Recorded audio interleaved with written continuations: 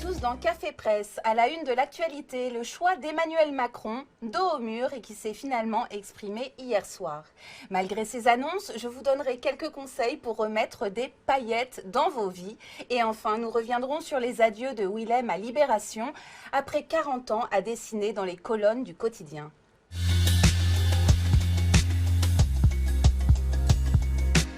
Après avoir présidé un 55e Conseil de défense sanitaire mercredi matin, le président, désormais au pied du mur, a décidé de s'exprimer. À l'heure où j'enregistre cette chronique, je n'ai pas encore connaissance du contenu de cette allocution.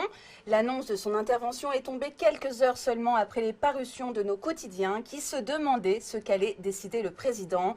Reconfinement national, local, transfert de patients ou bien fermeture des écoles. Dans son édito, Vincent Trémollet de Villers se désespérait d'un scénario qui semble se répéter à l'infini. Conseil de défense certainement décisif, puis les paris pour savoir qui viendra vendre la mer breuvage à la télévision. Véran, Castex, Macron. La France attend fébrilement en même temps qu'elle s'en désole. Qu'importe, c'est l'épidémie toujours recommencée. Pour l'éditorialiste, la pression des médecins ne doit pas dominer les débats. La peur n'est pas une politique, je cite, et si les contre-pouvoirs sont indispensables à l'équilibre de la décision, les gouvernants doivent les contenir quand ils prétendent la dicter. Dans Le Parisien, on s'inquiétait surtout d'une éventuelle fermeture des écoles et des conséquences sur l'activité professionnelle des parents. Une angoisse partagée par les patrons qui craignent de revivre un scénario similaire à celui du premier confinement, quand leurs salariés devaient aussi assurer l'école à la maison. Au moment où vous regardez ce Café Presse, vous savez donc quelle option aura finalement retenu le président.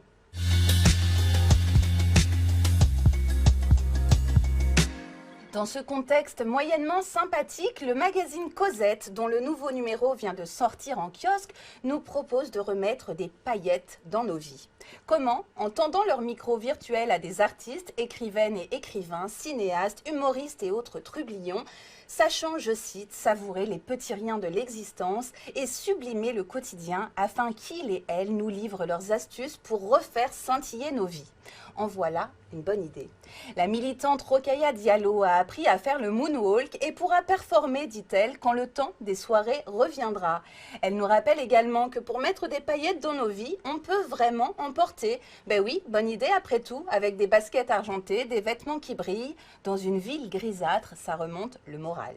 Clémentine Mélois, plasticienne, photographe et écrivaine, la reine du détournement, nous parle de son plaisir toujours intact de manger des frites, car c'est toujours joyeux de manger des frites. Elle nous parle aussi de danser en chaussettes sur Toxic de Britney Spears. Oui, c'est essentiel de garder ses chaussettes pour glisser et onduler correctement.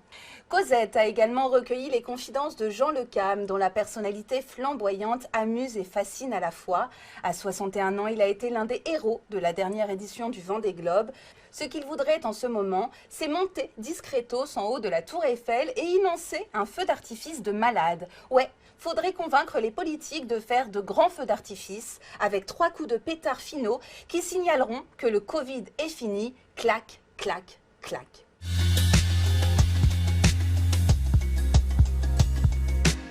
À la une de Libération, une apothéose justement et un grand merci. La fin d'une histoire haute en couleurs mais souvent en noir et blanc.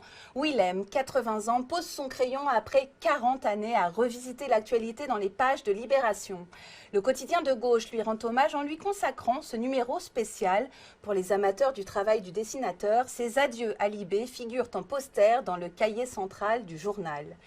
C'est Coco, dessinatrice de Charlie Hebdo, qui va reprendre le crayon en devenant à 38 ans la caricaturiste attitrée de Libé et la première femme à avoir un tel rôle dans un quotidien national.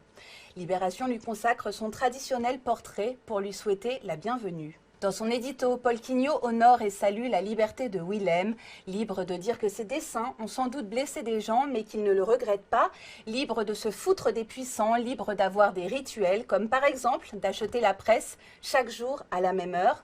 Un homme aussi intensément libre à Libération, l'histoire ne pouvait qu'être belle, alors salut Willem et merci, conclut l'éditorialiste dont on perçoit l'émotion. À moi de vous faire part de mon émotion. Je vous ai présenté le dernier Café Presse de la saison. Je voudrais profiter de cette occasion pour remercier infiniment Vincent, Anne-Sophie et Stéphanie avec lesquels j'ai eu beaucoup de plaisir à travailler cette année. Merci également à Romain, Paul, Valentin, Léo et Pierre qui se sont relayés à la technique et toujours dans la bonne humeur. Merci Emmanuel, Nicolas, Stéphanie et merci à vous surtout de nous avoir suivis. Prenez soin de vous et à très bientôt.